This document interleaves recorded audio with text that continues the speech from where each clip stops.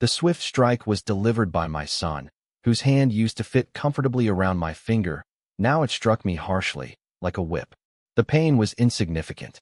What shattered me was the betrayal in his eyes. The room became still.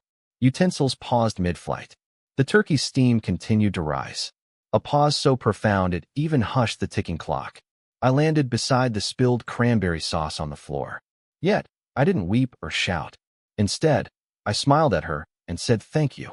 This was not what she anticipated. It seldom is. Jenna was adept at staging moments. She lived life as if it were a stage. Composed, elegant, always a step ahead of the spectators.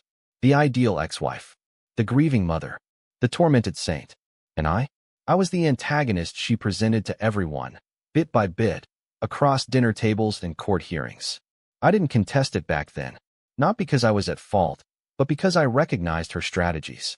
You don't debate with a spider when you're trapped in its web. We were divorced 3 years ago. People said she had been shattered. They claimed I had been the cause of her destruction. I hadn't confessed my dishonesty, gambling habits, or abandoning our son. I didn't refute their accusations yet. Our son, Caleb, 12 and bitter, was merely told what she informed him.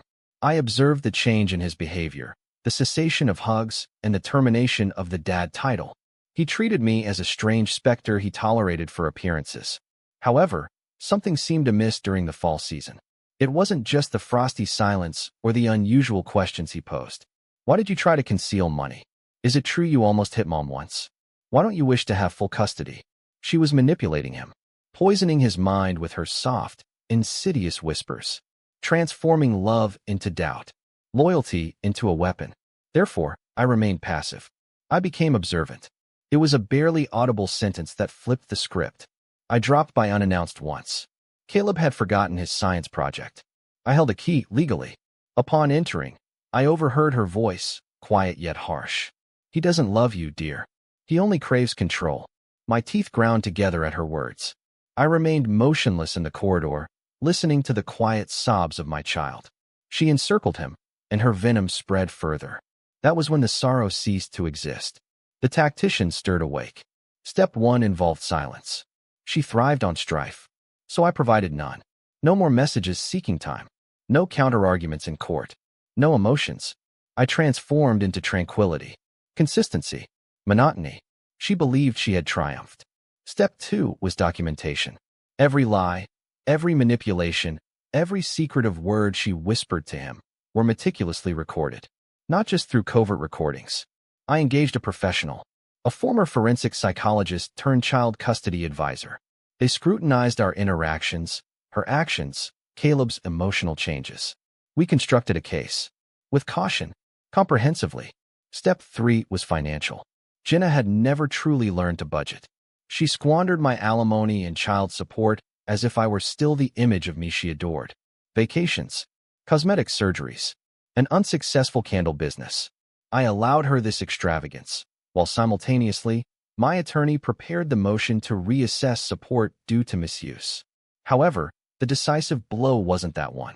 It was when I uncovered the audio recording.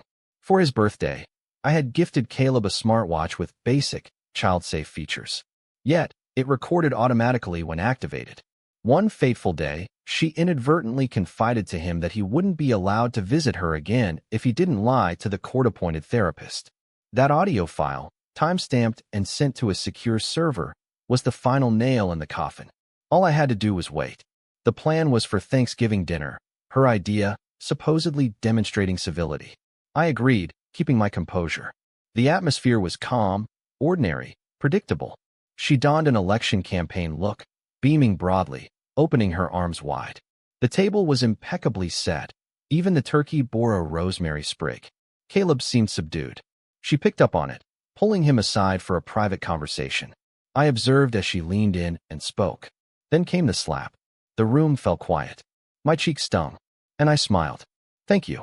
Her eyes narrowed, questioning me. For what? I rose slowly, wiping cranberry sauce from my cuff. For exposing your true self, finally.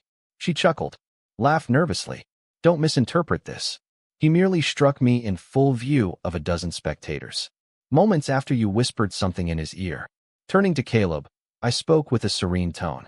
Son, what did she tell you? His gaze shifted between her and me, speaking quiveringly. She informed him if he brought embarrassment upon her that day, he would never see you again. A gasp echoed. A fork clattered to the side. Reaching for the table, I picked up the folder I had brought, placing it on the table as a final argument. Custody appeal, signed and sealed, including therapist reports, audio recordings, bank statements, and a sworn statement from your son.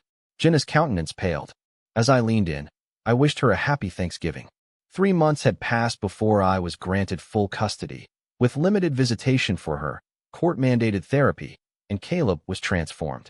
Now he asked genuine questions, listening to the whole story instead of the distorted one. Jenna, however, is unraveling. I refrain from boasting. Instead, I watch, silently, just as she used to.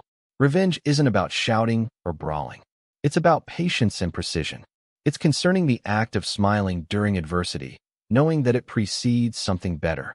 When I expressed gratitude, it wasn't appreciation for the pain inflicted. Instead, it was a sign of thanks for providing the final missing element.